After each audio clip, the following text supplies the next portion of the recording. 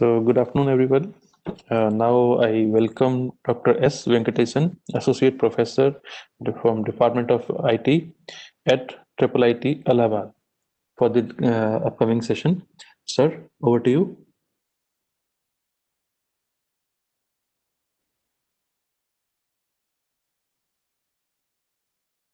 So, am I audible? Yes, sir, you are audible. Okay. So, good afternoon, everybody. First of all, I would like to thank the organizers for this opportunity given to me. So, thank you so much, sir. And I will be talking about the distribution, in which I will discuss about the permission as well as permissionless blockchain. So, in the last session, you might have heard about the cryptography part in blockchain. Just now, I discussed with Sir.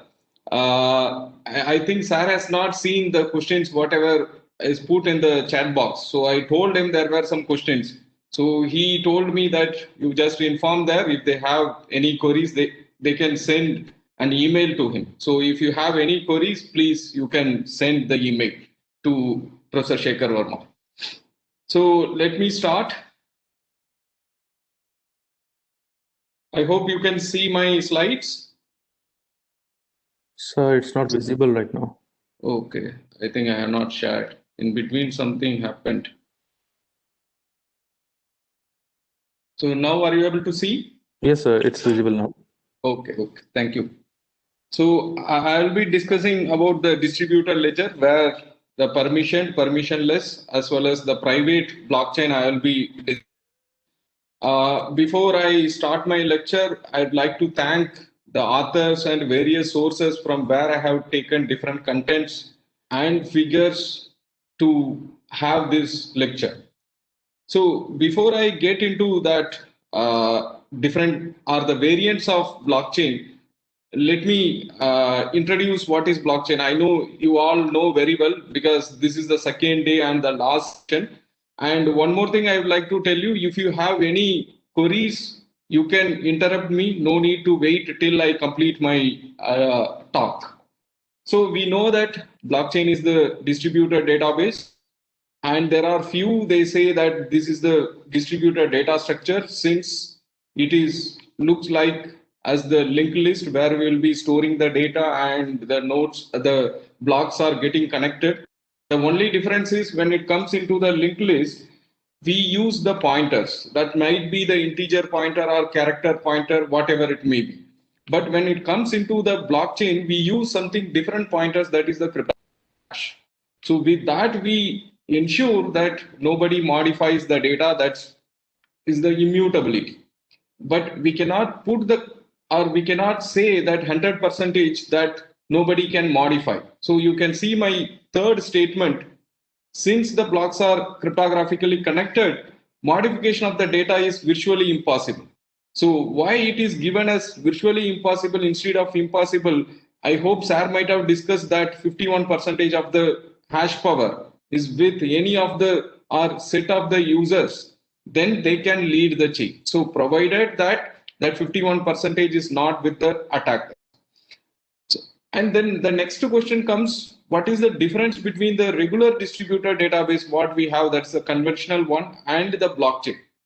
So we have database, it's long time. Also, we have the distributed database where we store the data in different machines or in the different locations. So then what this blockchain gives as the new concept? So the first thing is that let me first discuss about the advantage, then I will go to the disadvantage. So when it comes into the advantage, here no need to trust any users in the network. So if you have a blockchain where you can invite anybody to participate, whether you know them or not know them in pre-hand, you can allow them to take part in the network. And if they have sufficient infrastructure or they know the vulnerabilities, then they can perform the attack. That's different. But we invite anybody to join the network. So we have an environment where you invite all the untrusted users, even who are bringing the trusted environment. So that's what the advantage of having the blockchain. So in distributed database, we distribute the data and stores in multiple places. Even in blockchain also, you do this. Each and everyone will be having the copy of the data. So that's what the block is. Even though there will be some delay in having the exact copy, but all of them will be having. But the main advantage of is you can invite anybody to join the network without doing any authentication. But please do remember this question when it comes to the permissioned blockchain, where you will allow only the restricted users, not all of them. So next, let's come into the drawback of the blockchain. So the very, let's say the complex is searching in the blockchain. So you know that the blocks will be keep on growing, and the blocks should keep on grow. Otherwise, what will happen is the block will be, once the block will be stopped, means we can announce that our application is dead. Because if there is no block mined or generated, then whatever the transactions are made, those transactions will be not committed to the block. So if the transactions are not committed, and then we can say that our application is not working. So finally, we can conclude that our application is halted. Here, the problem with this blockchain is we have data in different blocks. So if you want to search for your data, then you have to traverse all the blocks. So you remember that linked list, we will be having order of n complexity, which is linear. So in this case also, you have to go like that. So even though there are implementations like Ethereum and IOTA, what it does is, including Hyperledger, what it does is it maintains the snapshot. Or in case of Ethereum, it has the world state where the latest information will be available in the latest block. So you can search from there itself, no need to traverse. However, you need to if you need to find some more detail about the transaction. So if we compare our database, which is relational database, where you can write a query and fetch from the table, but in case you have to traverse from block to block and have to fetch the data. So that's the drawback when we go for blockchain. However, it is overcome in different implementations by having the world state or snapshot, they call it as. So again, the question repeats that why not just use a shared relational database? So this is the answer given by developers of IOTA. So the important questions to be raised is who would run this database? If you are going for shared relational database, who would run? And in which countries would it be hosted? Because you might be having participants from different countries. Then in which country you will be hosting it? And what would stop that country abusing the mountain of sensitive information? And then what happen if, because you know that we have this automated vehicle, but people are not ready to, not the people, even the governments are not ready to approve that. The reason is if something goes, who will be responsible? So similarly here, if it is hacked, then who will be responsible for that? Next is it possible to scale the relational database, that whatever we have as the distributed or conventional distributed database? Is it possible to scale it? Then what access control you can put? Like this, there are so many questions you can ask when you are going for shared relational database. All these questions, answers are available with the blockchain. So that's why blockchain is preferred in most of the applications. So blockchain has different properties, which has the public verifiability, and it has availability. Since it is distributed, all the participants, whoever is having sufficient infrastructure will be having of the blockchain, so we can ensure the availability. And then the transparency, it's depend on the implementation. When it comes to Bitcoin or Ethereum, we have the transparency, but when it comes into the Monero, which is again the cryptocurrency where you cannot ensure the transparency because the things are getting encrypted, but we can have the public verifiability. And it ensures integrity, that is the core property of blockchain, where you will be using the cryptography hash. And redundancy is there, because as I said, for availability, all the nodes will be storing the copy of the blocks. So you are having all these things, public verifiability, availability, transparency, integrity, and redundancy.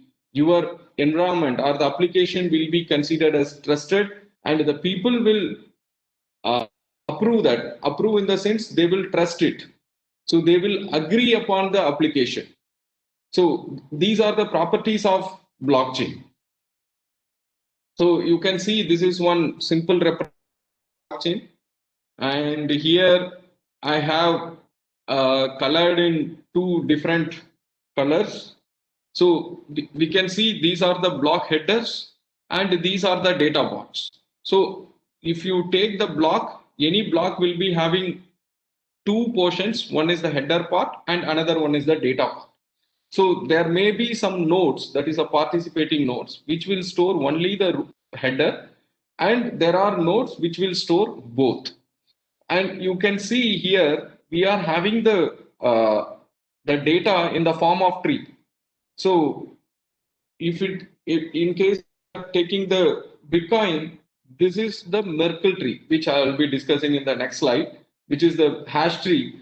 When it comes into Ethereum, then it becomes Merkle Patricia tree, which they follow different structure. Otherwise, the core concept is same. In both the cases, they will be using the hash tree. So like this, the blocks will be created, that is mined, and then it will be connected, and this all will be broadcasted to all the users. So as I was telling, the blockchain uses the Merkle tree. So the advantage of using the Merkle tree is once you have the data and you form the Merkle tree, after forming the Merkle tree and having the root with you or somebody else, so making change in the data is not virtually possible, because you are computing the cryptographic hash that gives huge effect if you modify little portion of the data.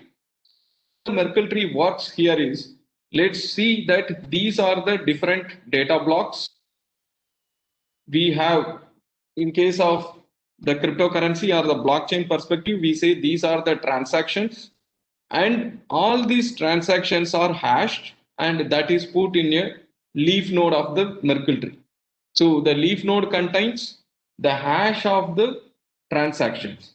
So you can see this one has the hash of this, and this one have hash of this. So like this, all the nodes are having, leaf nodes are having the hash of the transaction. And when it comes into the one layer above, the hash of these two are concatenated, and again the same hash is, that is same hash function is computed, and new hash is generated. That becomes the value of this level of node. So similar, and when it comes into the next level, again the child hashes will be concatenated, new hash will be computed. So similarly for the right side. So after computing this, we will be computing hash, that is the root hash. So that is from the left side, and the right child hash. So once we compute this root hash, now this root hash is placed in the block header. So you understand why this connection happens, because the root hash is placed in the block header. So what happens if any node which stores only the header, which does not have the data part, it can ensure that the data is not modified. So how it makes is, let's say if somebody makes modification here, if the modification is done here, then this hash value will get affected, because the hash algorithm is deterministic. That means you give an input any number of times, it will produce the same output. If you change the input, the output will differ. Even if you make small change, the output will definitely differ. So at the initial stage with the MB2, I have generated the hash, and that is given to compute the root hash. Now I am making the change as this MB2 to MB2 prime. So then what happens? This hash definitely change. If this hash changes, then it will get affected here, and that will affected into this place also, and it will get affected here also. So then what happens? Whatever hash place, and whatever new hash computed for the data which is modified, that is only one transaction is modified, will not map. So in that case, the one who is only holding the header will come to know that the data is modified, so no need to accept from that guy, we will go for another guy, because there will be so many users are connected. If we find that one user is not having the or providing the accurate data, then we can move on to the next person. So in this way, the data is stored. So this is called as the Merkle tree, which is introduced by Ralph Merkle in 1972. And how it is getting distributed, if you see this, this is the centralized system. We know that there will be a server and all will be getting connected, but we don't prefer that because it has the single point of failure. Then we have the decentralized setup where nodes can connect with each other. And you can see, even though here it has one connection and two connections, and it has multiple connections, it is decentralized. But if you see in this perspective, if this particular line is cut, if this link is cut, then this particular subnet will be considered as the isolated subnet. So this is also not preferred. So what is preferred in blockchain is we go for the distributed networking. So in case of distributed networking, you can see here that this particular node, that is every node you see, it is connected with more than one node. In case of this place, this node is connected with these two nodes. So there is a possibility that these two nodes may collude and try to disconnect this particular node from the distributed network. So even though we say it as distributed, but these two nodes may collude and disconnect this particular user away from the internet, that particular network. So what the developer says, so such type of attack is called as the Eclipse attack. So what overcome this issue, what the developer says, for example, Ethereum developers, that if you take any user, he should have minimum 7 neighbors. And out of those 7 neighbors, it is always suggested keep 1 or 2 neighbors as the developers. That is the one who is the founder, that is the Ethereum founder. You can have them also as your neighbor. So how will you find them as your neighbor? When you download the code, their identities are already hard coded in the Ethereum package. So with that, you can get connected, but it's according to you. You can have you whether you would like to have them as the neighbor or not. But it is always suggested to have minimum 7 neighbors. So then what happens? The chance when the number of neighbors in chance of Eclipse attack will be very less. So in this way, we can ensure that no nodes will be delinked from the network. So how these blocks and the transactions are broadcasted. So what happens is when it comes into this node, it makes a transaction, it gives to the neighbors, that it broadcasts to the neighbors. It cannot go to the next level. So it broadcasts to the neighbors, then this particular neighbor will further broadcast. So this particular neighbor will further broadcast. So slowly it will get broadcasted and it reaches till this end. So it definitely takes some time, but the time will not be too high. It will be in limited, we can see. And the very important question comes when this particular node, let's say this is Alice, Alice broadcast transaction or she wish to broadcast a transaction to the complete network. The important question comes when Alice makes the transaction and send to the neighbors.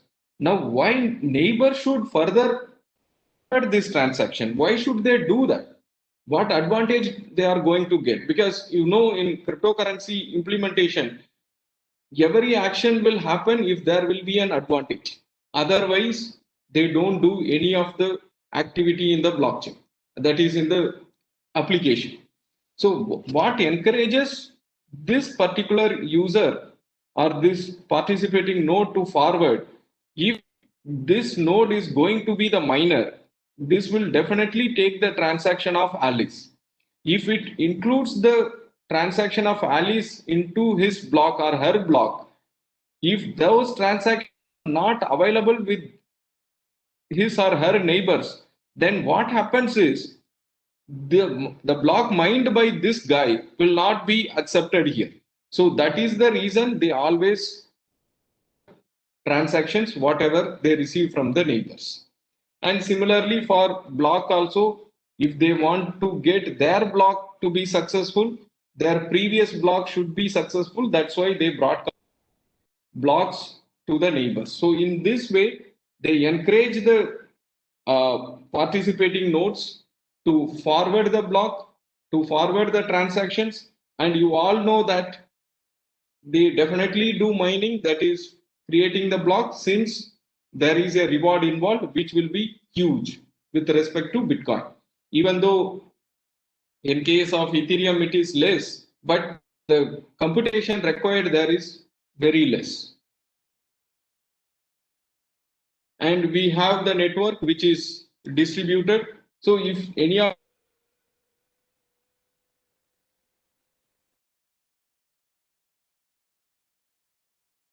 so if any questions, then please let me know.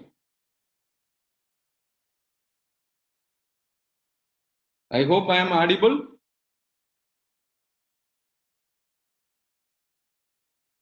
Yes, sir, you are audible. Okay. So I assume that there are no questions. Sir, there is a question. What all is required to be a miner? Yes. From Mr. Ashish Taneja. Can you repeat the question, please? What all is required to Please. be a miner? So to become a miner, you have to have the sufficient infrastructure to solve the puzzle. Okay, the puzzle is too complex puzzle. If you have sufficient processing capability to solve that puzzle, then you can take part in mining.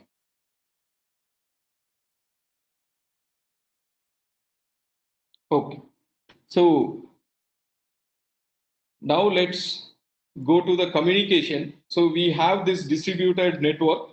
So when we have the distributed network, there are always the problem of the timing synchronization as well as consensus. That means when we are going to take the decision, we have to ensure that all of them are accepting that decision. So the first thing, let's go for the timing, where we know that we have synchronous and asynchronous. In case of synchronous, all the system will be running with the same time. But if you see this particular network, and which is very huge when it connects to the complete world, then achieving the synchronous is not possible. So definitely we are having asynchronous system. So then how they make sure that the system or the communication happening is accepted? Because in asynchronous system, everyone will be having different time. In that case, all of them cannot have or all of them cannot send blocks or the transaction on different times. So they will send times, but there should be some bound. If it is within that bound, then we will accept those blocks or transactions. Otherwise, we will not accept. So let's see how in Bitcoin this situation. So they put the boundary. So one is the lowest and another one is the highest boundary.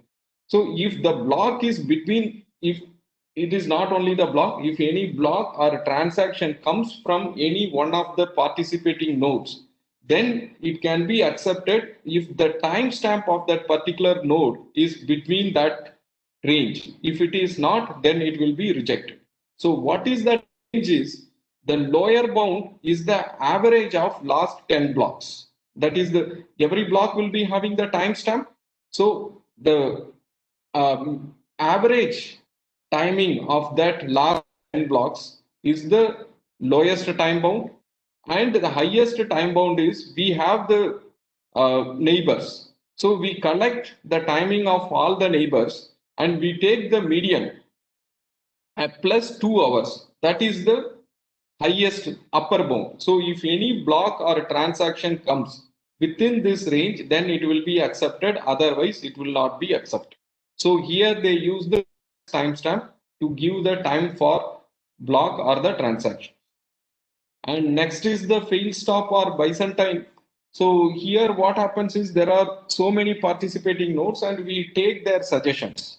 So when we take their suggestions, the suggestions comes to let's say any decided or elected node, and some request or the response may not be coming. So the scenario is there is a leader who asks for the vote.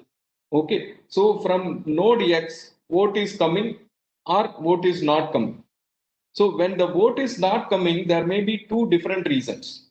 One is there is a failure with that particular person system or the network, or he is not sending.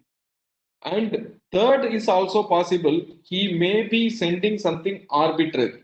Okay, he never says the truth, he always tells lie. So this problem will be there when it goes to the distributed system, because this is the problem wherever you use the distributed system. So how this one can be solved? So that will be solved using different consensus protocols. But before getting into that, the small introduction about the state machine replication. So when we have the distributed systems or the distributed system, what we want is we want to make sure all participating nodes in the network will have, or they have to be in the same state. And it is always possible that not at the same all will be in the same state, but all of them will be in the same state, maybe with little delay. Okay, so there will be a small delay in that.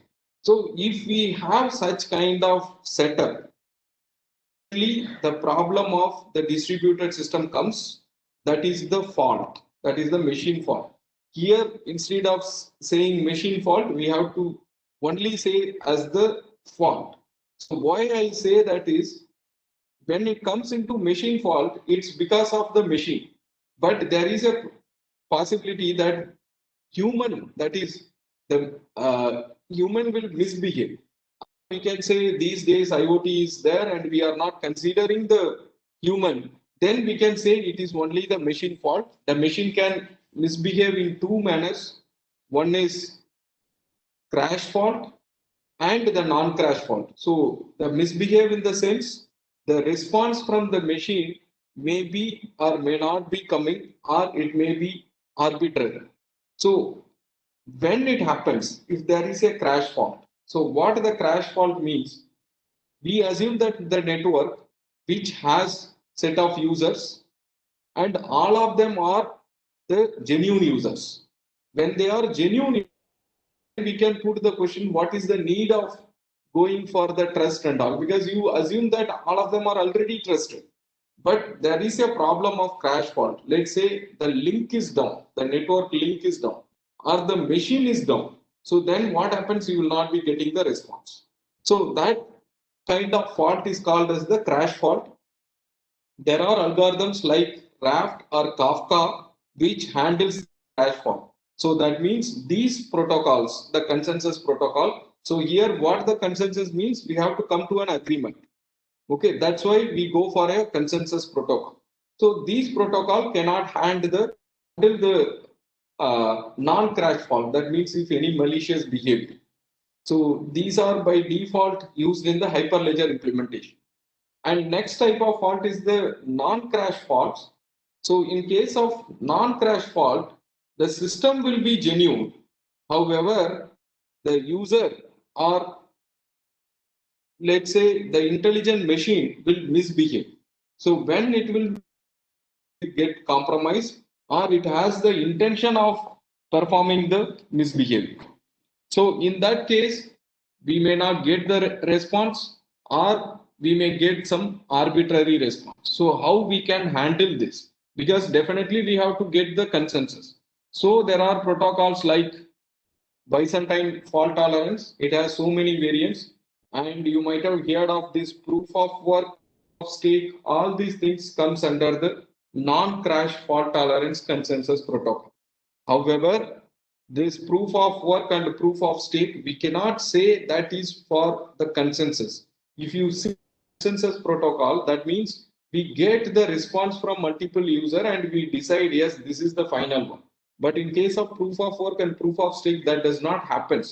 We have to solve a puzzle. After solving the puzzle, we broadcast it to the network. If the majority of users accepted it, then we say that is the accepted one. So we reach the consensus. So that's why we call this protocol as the consensus protocol. So there are two types of nodes in the network with respect to Ethereum and Bitcoin. I'm not going to any other implementation because in IOTA they categorize the nodes into 4 types. But the traditional blockchain 1.0 and 2.0, 1.0 is the Bitcoin and 2.0 is the Ethereum, which uses types of nodes. Which one is the light node and another one is the full node. So what the light node does is it stores only the header. It does not store the complete block. That is the complete chain. And the next node is the full node, which stores the complete data as well as participate in mining. So here light node cannot go for mining for 2 reasons. One, it is not having the sufficient infrastructure. Second, it is not having the data. So that means the data part is not there, so it cannot go for mining. And we can categorize one more node. So where we can say as simply client node. Why I say as the client node is, it does not contribute to the network. So which means it will be taking part in the network, but it will not contribute to the network. The reason is they don't have sufficient infrastructure to store the block or as well as the header. So what they do, they don't do any of activities. So let's say some person X is having the Bitcoin. That's it. He doesn't participate in the network. When he want to exchange the Bitcoin, then he or she approach some node, which can be the light node or full node, to spend that. Or he or she has to approach the exchange office. So again, the exchange office will be the full node, or it may be the light node. Such type of nodes as the separate one, which is the client node. So when it comes into the creation of blocks, we call that as mining. So what is the job of the miner is, he has to collect the transactions, because when the transactions are broadcasted by the owners, it will be broadcasted to all. So all of them will be having the transactions. If any user puts the transaction, that transaction will be with all the miners or all the validators. So they will be having, that is called as the transaction pool. They will be having set of transactions, and miner will randomly choose some of the transactions. Here the randomness means random. I said as random. So what they do is they will see which coin or which transaction is giving more transaction fee. So those things will be chosen, and that will be included into the block. So after including into the block, the mining, real mining happens. So what is the mining means? They have to solve a puzzle. For that, they have to invest a lot. So invest in the sense, the computational complexity. So after solving the puzzle, then we can say now the block is ready to broadcast. So to solve this, they are spending a lot of infrastructure, including electricity. So there will be a reward. Okay, so that reward is given. It is not given. The miner, the one who generates the, himself will put some Bitcoin in his or her account without asking anybody. So we know that in case of our country, RBI prints the currency, but here the miner prints the currency. Okay, miner prints the digital currency, cryptocurrency, and add it into the that particular block, and it will be broadcasted to the complete network, as I was telling. So in addition to the reward, there will be a transaction fee that will also be taken to the miner. So he will create an account, a transaction, and in that transaction, the transaction fee from the sender of the transaction to the miner will be present. So in this way, the block will be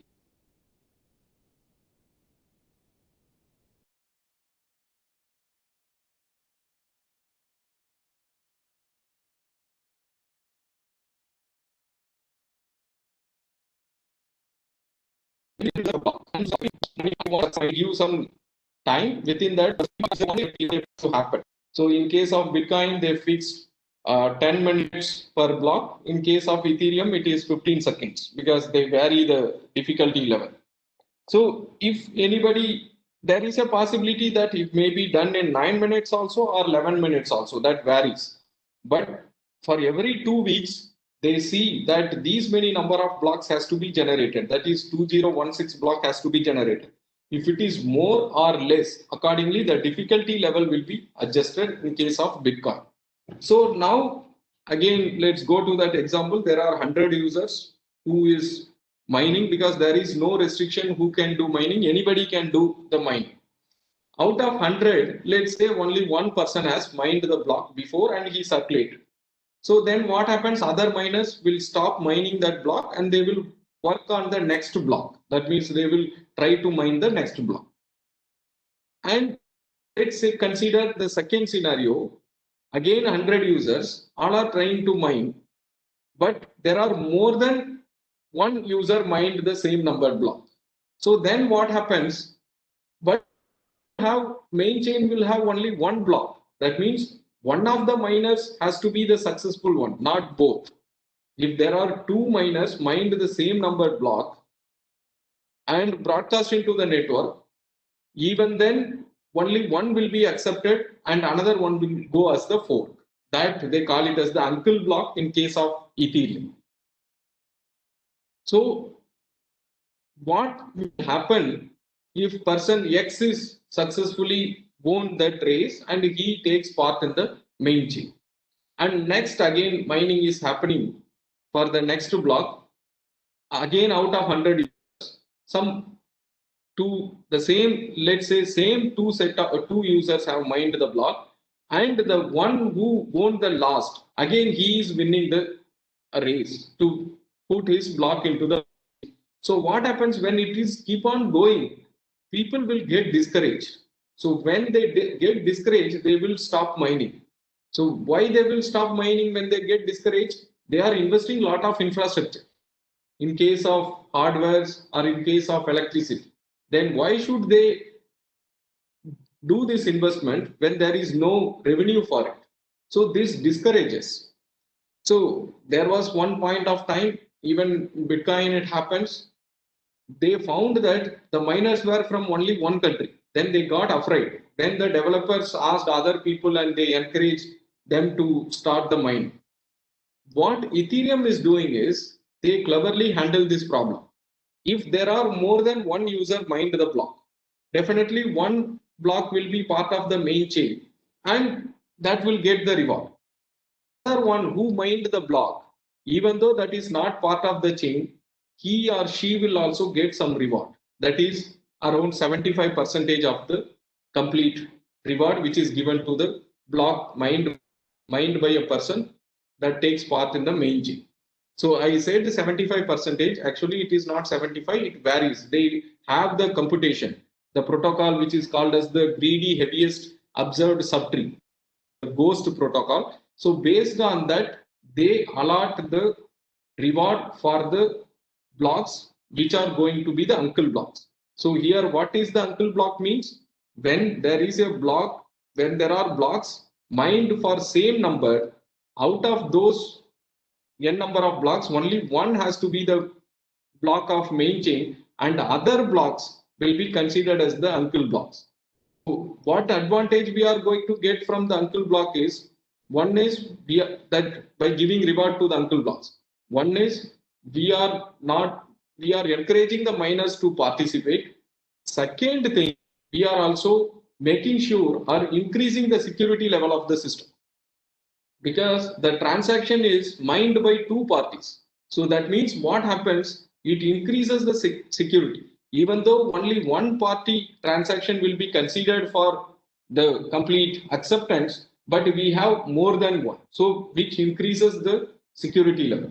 And important thing, if you see in the third line, there is for that is no transaction fee will be paid for the uncle blocks. So they will, in even in case of Ethereum also, they get some reward based on the ghost protocol, but they don't get the transaction fee. So in this way, the miners are encouraged and the uncle blocks are handled. So I was talking about that puzzle solving. So what is that puzzle is, it's, we can say it is very simple puzzle. We have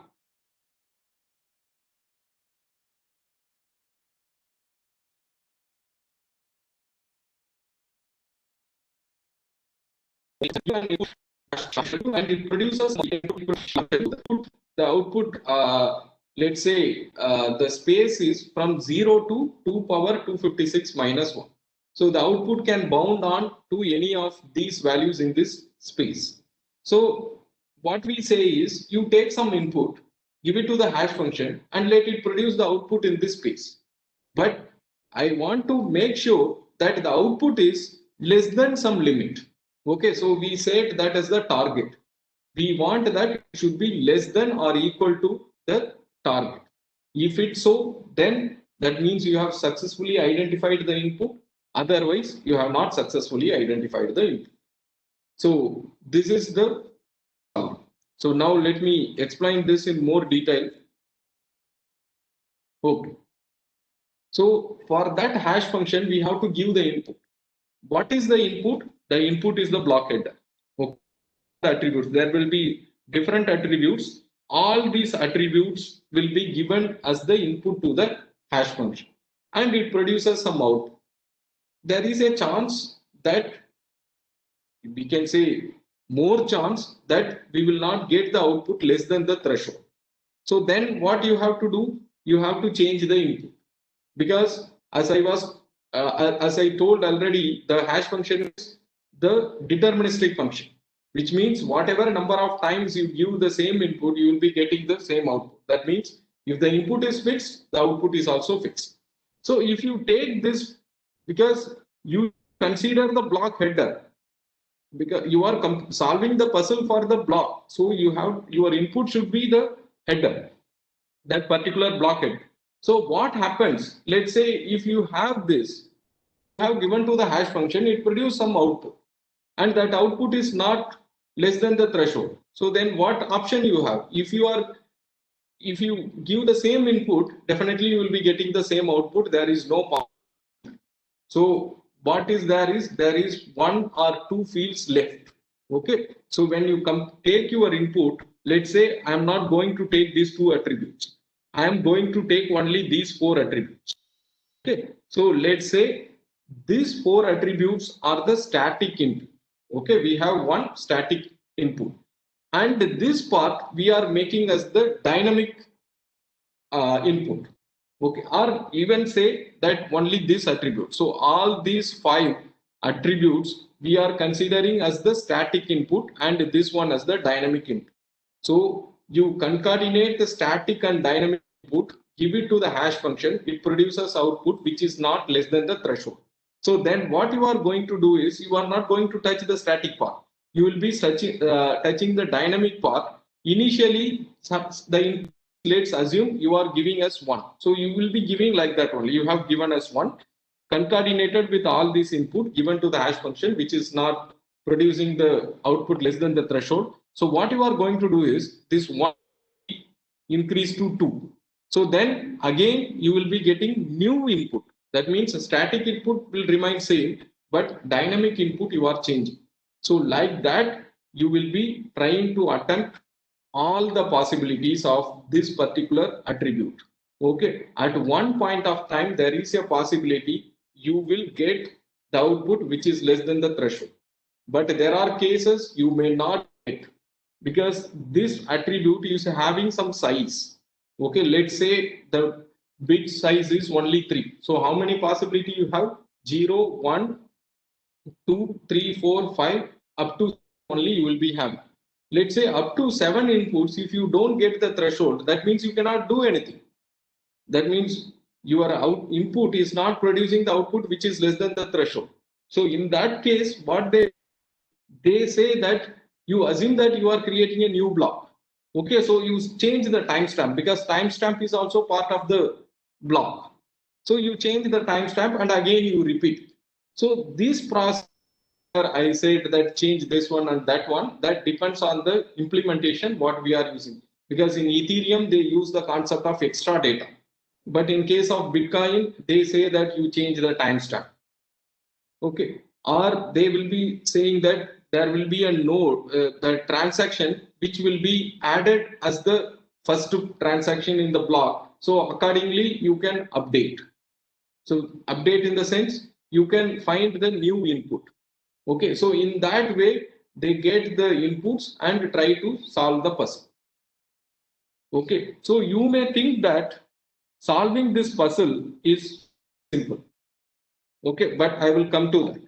So here, how this is computed is they have a formula to compute the threshold, that is the target, where they compute the difficulty also, which I will not more about it.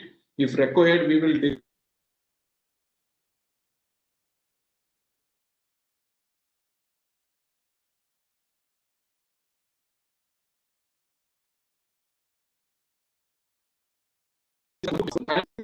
less than this. What will be? So like this, all the miners will try to solve the puzzle and try to accept this, or we can say to get this condition accepted. So which is very complex, and also out of all these things, only one user is going to win. So they thought that why should we go for that? Because we are engaging all the miners to participate and it consumes too much infrastructure electricity. So they brought the concept of proof of stake. So in proof of stake, what happens is based on the stake, what you are having in the net, accordingly, you will be allowed to take part in the mining. So if you have your account balance without any spend for last 1 month or 2 months, then you will get the facility to do the mining. You will not get. Similarly, if you are having more fund on your account, then you will be allowed to do the mining. Otherwise, you will not be allowed to do the mining. So what happens in this case is instead of 100 users, you are only 10 users. So what happens is you are reducing the usage of infrastructure, thus reduces the consumption of electricity and other e-waste. But it has a problem, as I was telling, that if you are not spending the coin or if you are having more coin on your account, then only you are allowed to do the mining. So what happens is the one who is having money already, they getting the money, others will not be in position to get the money. And next, there is a concept of proof of burn. This is not for the purpose of what the proof of stake and proof of work is developed. So this is when you say that I want to move from one cryptocurrency to another cryptocurrency. How you can move? You have to burn one cryptocurrency and then move to another cryptocurrency. So that's why this proof of burn is used. And we have proof of elapse, which is developed by this Intel. It comes with its chip. So what happens is if you do a mining or you have successfully mined, after that, up to a time block, you cannot do mining. That is controlled by the chip itself. So like this, there are so many consensus protocol we can say is available these days. If you Google, you can find a lot. So as I was telling that we feel that the hash computation is very simple and we can find it. So you can see this is the experiment I have done with my conventional computer, which is 3.2, we're having 4 cores. I have written the code using the Go language, which creates 4 different threads and execute it. So what I have done is I have taken the SHA-256 as the function, and I have created the inputs. One is the static and another one is dynamic. In case of static, I put some string, and in dynamic, I started A, B, C one by one. Put A, second B, C, then it is like, we are having this number for the vehicles. So like that, I was following. So when I was computing, I have first given the threshold. That is, you remember here, there is a condition. So this whole, I consider some value. So I have put 2 power 250. So the total space is 0 to 2 power 256 minus 1. But I was asking my system to produce some input which will produce the output between 0 to 2 power 250 minus. That means some of the space is reduced. Okay, so it took, don't get confused with this real time and user time. This is the Linux time based on the user as well as the kernel level. Consider only this kernel path. So it takes 0.295 seconds and 1033 attempts. So after that, I got that output. Then what I did was I took the target as 2 power 240. So it took 0.289 seconds with these many attempts. So please don't get confused that this one is taking more time and this one is taking less time. Since I was running the parallel course, so the time it is the other course were also running and it does so many attempts.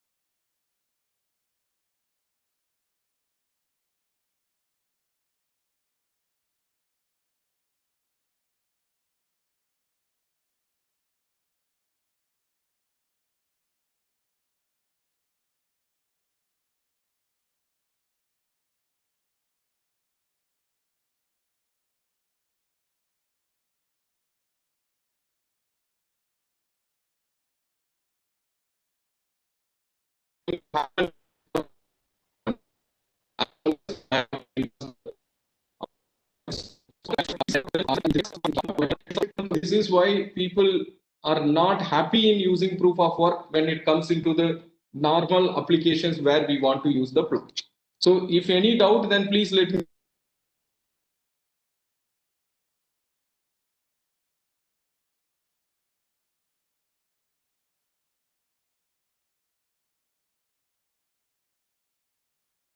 So any of you having doubts?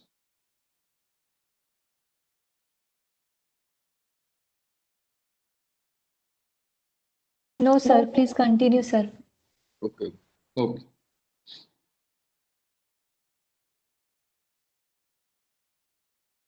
So as I was talking in one slide where we will be having the stale blocks, you can see here the blockchain will be growing like this, and the possibility always will be getting more number of blocks for the same number. So in that case, definitely only one will be winning, another blocks will not be considered as the part of the main chain. So that's why what happens when you transaction into the Bitcoin or Ethereum, and let's say that has taken part in the block. So you cannot immediately, or you should not immediately act on that because you are not sure whether part of the main chain or not. Because maybe after some blocks, it may not be accepted by majority of the users. So let's say I go with this block and I know that my transaction is confirmed on this block, but not on these two. So what I do is I consider that yes, this block is mine and my transaction is in it, so I can act on it. So, but later you see this block is not taking part in the main chain. So then what happens is whatever the transaction I considered and acted on it, that will go as null and void. But I have invested. For example, let's say I am making a transaction to Amazon. Okay, I am paying the money, and Amazon has, let's say, has seen that the transaction is accepted on this commission. If Amazon immediately sends me the, let's say, the product, then what happens is Amazon assumes, yes, it is committed into the block and it transferred me the product, and I also received. It definitely takes for the transition. Okay, don't think about that. So then you see, then the block number 4 generated, 5 generated, 6. When it comes into 5 and 7, Amazon will realize this block is not part of the main chain. So that means whatever the transaction here is become null and void. So what is the loss for the Amazon? It has already sent me the product without my payment. So that will be the loss.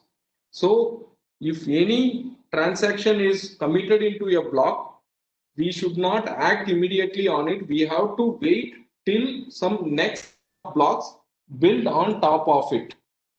So for example, here you see how many blocks are built on top of it: 1, 2, 3, and 4. So what Bitcoin says is we have to wait for at least blocks to be built on top of the block where your transaction is committed. If you are doing before that, there is a possibility the respective block may not be take part in the main chain. So in case of Ethereum, they say you wait for 23 blocks to be built on top of it. So now what is the problem with this proof of work? See, one problem you are seeing here, this waiting time. Okay, even though you put your transaction, you have to wait. In case of Bitcoin, at least for 1 hour you have to wait, which is too huge. And next thing, there is a possibility that it creates the fork. Because of the fork only, you have to wait for long time. And next thing, if you see this I took yesterday from this particular site, you can see because of the proof of work, we are solving the puzzle and massive number of miners are participating and they are investing their infrastructure and they are using their infrastructure. So what happens is producing this much of carbon dioxide, and you see that is comparable to New Zealand, and the electricity consumption is 77.78 terawatt. This again comparable to the power consumption of, and the electronic waste, if you see, comparable to the e-waste generation of Luxembourg. So if you see all these things, you can understand how much we are investing. And if this is the case, so, and if everyone runs the blockchain application, then what is going to happen to the society or the environment? Next, as I was telling, that confirmation time. If you see, if you put a block and you have to wait for these many seconds, if you don't wait for 2 seconds, let's say 2 minutes, if you are not ready to wait, this is with respect to Bitcoin. So if you act on the block, then the chance that the particular block will be confirmed is less than 20%. So if you are waiting for 10 minutes, that means till the next block is mined, it has 60% of chance that it will be part of the main chain. So similarly, once you come into after 5th block, that is after the 6th block, then it becomes around 98% of the chance is there that that particular block, whatever is mined in this place, will be part of the main chain. So you have to wait till that time. So the analysis is made based on considering various blocks and which took part in the main chain. So this is again taken from this particular site. So if these are the problems, then how can we build our decentralized application which will not be using the cryptocurrency? So we cannot use proof of work because that is too costly. Then it has the fork, because once we put something, there is a possibility that that may not get confirmed. We have to wait for a long time, and you can see the consumption of energy. So all these things people thought of, and they consider, okay, let's go for that variant, next variant, that is the permissioned blockchain. So whatever we have seen till now is related to permissionless blockchain, where we allow anybody to take part in the network. But now let's move on to the permissioned blockchain, where we restrict the user. Only those users can come and take part in the chain, not all. So in that case, what kind of consensus protocol we use? See, we say permissioned or permissionless. In permissionless, we allow any user. In case of permissioned, we are restricting. So one part. But what about this proof of work, which is going to consume too much energy and e-waste? So they thought, let's go for the other consensus algorithm. Those are Byzantine. Even though I have mentioned here as Byzantine consensus, there are, you remember that in one place we were discussing about the crash fault and non-crash fault. So in Hyperledger, they assume that the participants, whoever are there, they are trusted. So they don't do any malicious activity. So the failure is only possible because of crash. So they have used the crash fault consensus algorithms like Kafka as by default. If you want to plug in the Byzantine consensus, you can plug in, considering your application may have malicious turned genuine. So then the consensus protocol is similar to the Byzantine fault tolerance. You can see how the Byzantine consensus works. So when the client puts the request, it will put the request to the leader. The leader is selected among these nodes. So we can consider this also as one of the replicas. So how it will be elected, it varies from one to another implementation. But in general, out of these four, one hand, yes, I want to be the leader. And if the majority approves, then that particular node will become the leader. Then client sends the request to the leader. Leader further sends that transaction to all that request to all the other replicas. Then those replicas will make sure, yes, that whatever the request we have received is executable. After that, it share its view with all other nodes. You can see how many communications are happening. That means they all are exchanging messages with each other.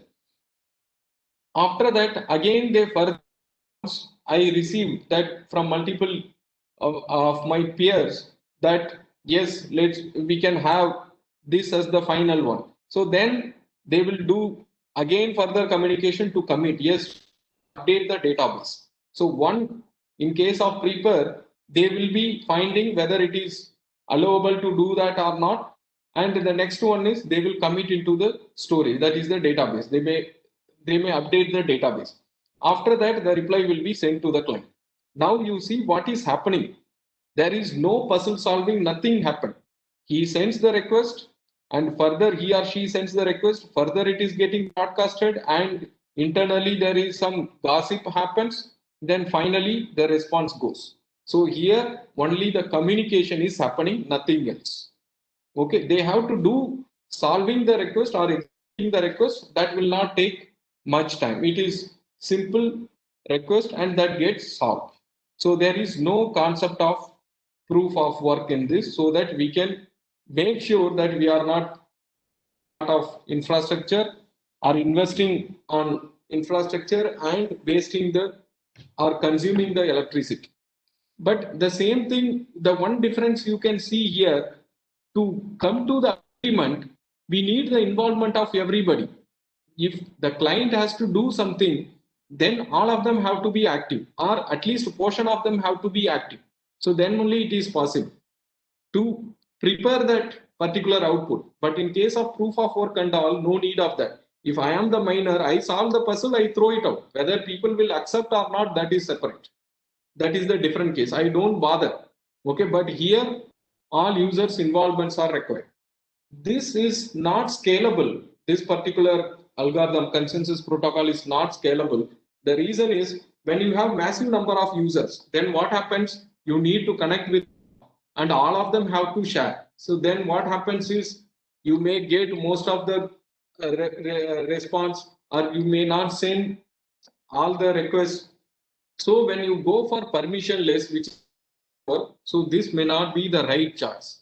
If you have the application which is in some limited region, then you can go for this consensus protocol. That's where it is used in the permissioned block. Okay. So let me show one simple thing. You can see more details.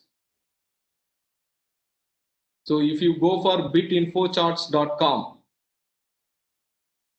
you can see all the coins cryptocurrency which updates dynamically, and you can see all the details, how many blocks mined, what is the block in last 24 hours, what is its value. You can see for all the cryptocurrency, you can see how many cryptocurrencies are there. But the top things are Bitcoin and Ethereum always. Okay, but we know what will happen. We don't know what in the future. So, and another thing, if you want to know more about the live mining and all, so what you can do is you can see this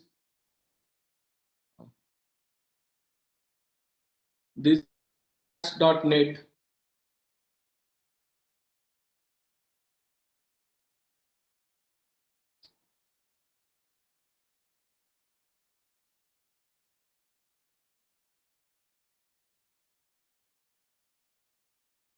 Sometimes this may not be opening. You can try this. Okay, you can see that time till the last block. You see how much time it is going to happen for mining the next block. In this place, please see this. Oh, are you able to see my screen, which is having the browser? No, sir. No.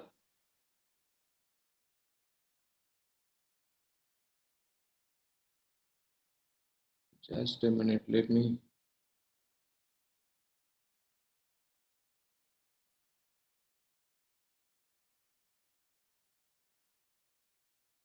Are you able to see my screen?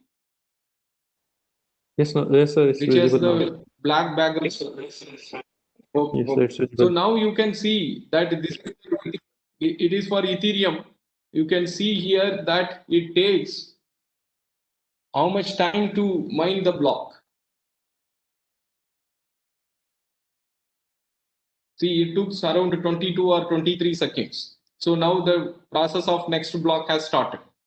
Okay, and there is a possibility that you have gone for 23 seconds, right? And this block may come before that also, or it may be more than that also.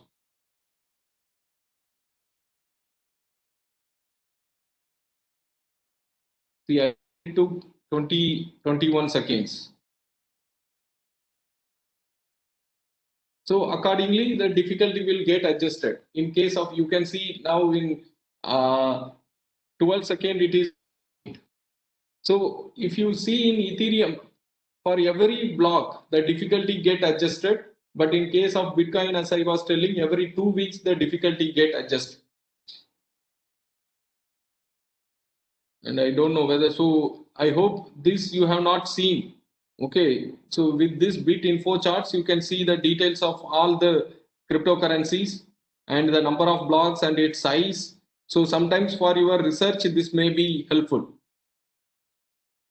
Okay, let me go back to the slide.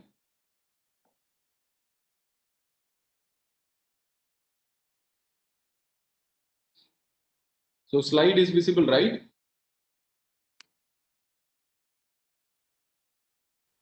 Yes, sir, it's visible. So why I want to show this particular flow diagram is we have permissioned distributor ledger and permissionless distributor ledger. So even still, if you see in permissioned, there are further two types. One is permissioned and another one is private permission. So what is the difference between these two? So let me give the difference of all. We have two operations. One is the read operation and operation. So what is this read operation is when the transaction comes, some operation has to be performed. Okay, that operation has to be updated. So one is we are going to update, which is the read write operation, and another one we are going to read the details. That means when the transaction comes, we are going to validate the transaction. So that becomes the read, and another one is updating, that becomes the write. So when we allow any users to come and perform read and write operation, then it becomes the permissionless blockchain. When it comes into permission, as I told earlier, that only the restricted set of users will be part of it. So what here public permissioned blockchain is, we have two operations. One is read and write, will be only for the restricted users, but read operation you can give to any of the users. So that's why it becomes public permission. In case of private, both read as well as write will be only with the restricted set of users. Okay, that's what the private permission blockchain. So now we assume that you are going to develop an application. You plan to use blockchain for that, and which type of ledger you will be deciding. That means which type of blockchain you will be using. So first question to be asked is, do you need to store state? You remember at one slide I was talking about the state machine replication. That means you are going to do certain activities and you want to make sure that all of them will be in the same state so that the consistency. So if you want to store the state, then you proceed. Otherwise, you say that no need of blockchain. Next is, are there multiple writers? Do you have more than? Because if you have only one writer, that means he or she is the admin, then no need of blockchain. So in that case, don't use blockchain. If you have more than one writers, yes, then proceed. Then you go, can you use an always online trusted third party? Even though you have multiple writers, and you may be having the trusted third party, which is also online. That means for every action, that is every transactions, the trusted third party is involved. If that is so, then again there is no need of blockchain. Otherwise, you can use blockchain. Now the next question comes, are all writers known? If you know all of them, then it is different. If you don't know any of them, then go for the permissionless blockchain. Otherwise, go for the next. Are all writers trusted? So you know the writers, and if you know all of them are trusted, then no need of blockchain. If not, then you go for permissioned blockchain. In permissioned blockchain, what type you want? It may be public or permission. How it will be decided? If you want that verification should be done at public level, then you go for public permissioned blockchain. Otherwise, you go for private permissioned blockchain. So the example for permissionless blockchain are Bitcoin, Ethereum, IOTA. The example for the permissioned blockchain is, the popular one is Hyperledger Fabric, and we have Coda also, and we have the multi-chain, which is the fourth Bitcoin, which also provides the permissioned facility. So if you are going to develop an application where you will be having restricted set of users, then you always prefer the permissioned blockchain. So that will be best fit for your application, where you don't need to solve any such kind of puzzle and you don't need any high consumption of electricity. And next, one type is private blockchain. What is that private blockchain? So you can run this permissionless blockchain as also your private blockchain. But only difference is, you will ask only no person to join. That means you know that in blockchain there will always be the Genesis block. If 10 users are having the Genesis block and they work on it, then all of them into the same network. So in the private blockchain, we give that Genesis block only to our known users. After that, the background technology, whether we use proof of work or Byzantine consensus, that is depend on whatever algorithm or the implementation you are going to use. So where you are hiding the Genesis block and giving only to the known users, then it becomes the private blockchain. So I hope you it. So let me know if you have any questions. I think I have completed it.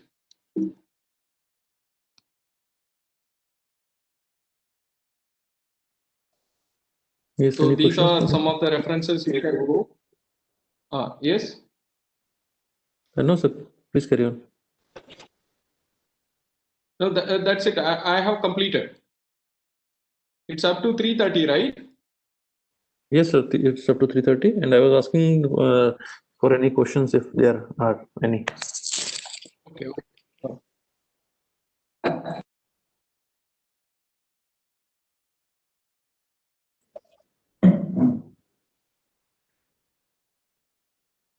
Sir, there's a request to show the references.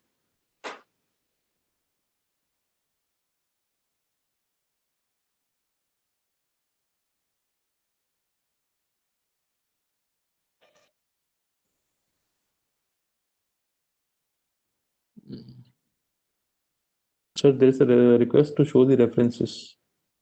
Yes, I'm opening it. Okay. Great. So anyway, I have shared the slides already. You can share with them. Sure, sir. So if they have any doubt, they can raise now, or it may be that they can send email.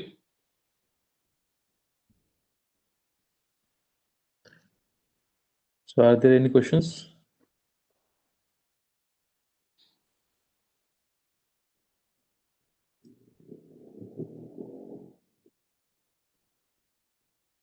No, sir. Are the participants? Because I could see only, okay, you have considered them as the audience, right? So it's not Yes, showing. Yes, sir. Okay.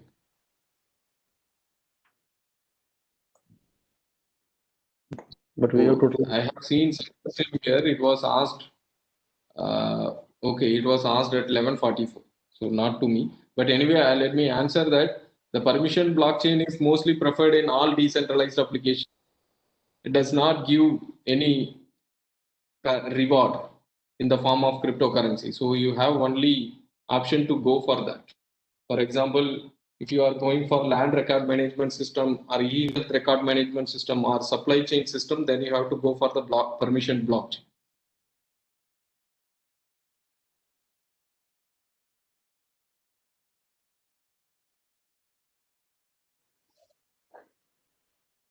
Okay, sir. I'm checking for any questions. We are not receiving any of the questions. Yes. So then we consider it complete then. Okay. Yeah. Thank you, Dr. Venkatesan. It was a really nice session. Thank you. Thanks for your time. Thank you. Thank you so much. Thank you.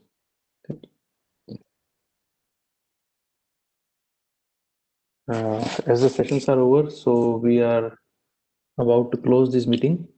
Thank you, everyone. Thanks for your time.